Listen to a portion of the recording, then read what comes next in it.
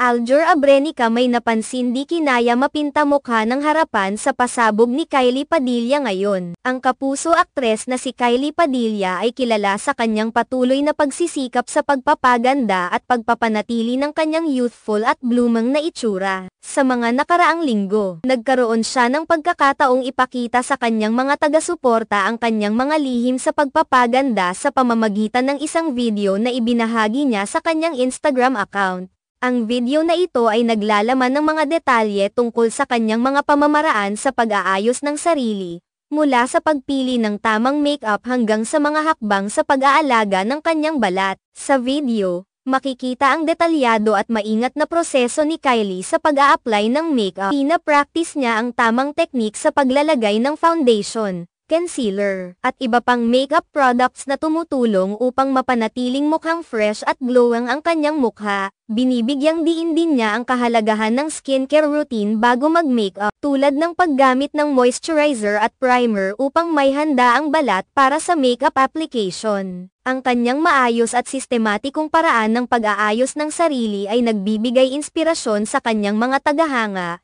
na nakikita ang dedikasyon niya sa pagpapaganda. Sa kabila ng kanyang patuloy na pangangalaga sa sarili, hindi nakaligtas si Kylie sa mga komentaryo mula sa mga netizens. Kamakailan, ang ilang mga netizens ay nagbigay ng kanilang opinyon at nagtanong kung nagkaroon nga ba ng pagsisisi si Aljur Abrenica, ang dating asawa ni Kylie, sa kanyang desisyon na iwan siya para sa mas batang babae. Ang mga komentong ito ay lumitaw sa ilalim ng post ni Kylie, kung saan ang ilang tao ay nagbigay diin na tila napaka-fresh pa rin ng itsura ni Kylie kahit na lumipas ang panahon mula nang maghiwalay sila ni Aljur. Ayon sa mga opinyon ng netizens, ang kahanga-hangang itsura ni Kylie ay nagbigay daan sa mga haka-haka tungkol sa pagkakaroon ng panghihinayang si Aljur sa kanyang ginawa. Ang paksa ng pagsisisi ay lumitaw sa mga pag-uusap dahil sa patuloy na pagkamangha ng mga tao sa maganda at youthful na hitsura ni Kylie. Ipinapakita nito kung gaano kalakas ang epekto ng physical appearance sa mga pananaw ng ibang tao,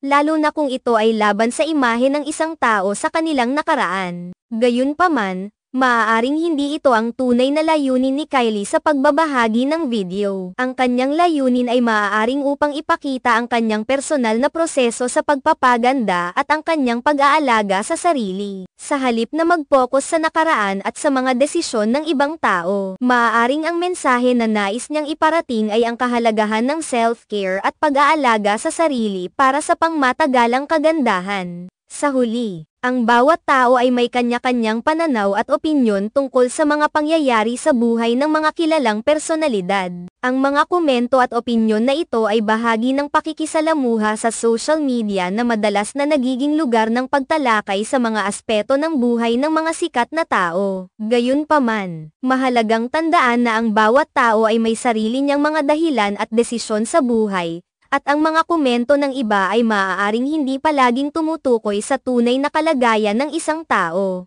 Kylie Padilla, sa kabila ng lahat ng mga usap-usapan at komento, ay patuloy na nagbibigay inspirasyon sa kanyang mga taga-suporta sa pamamagitan ng kanyang dedikasyon sa pagpapaganda at pag-aalaga sa sarili. Ang kanyang video ay isang patunay ng kanyang pagsisikap at pagmamahal sa kanyang sariling kalusugan at kagandahan.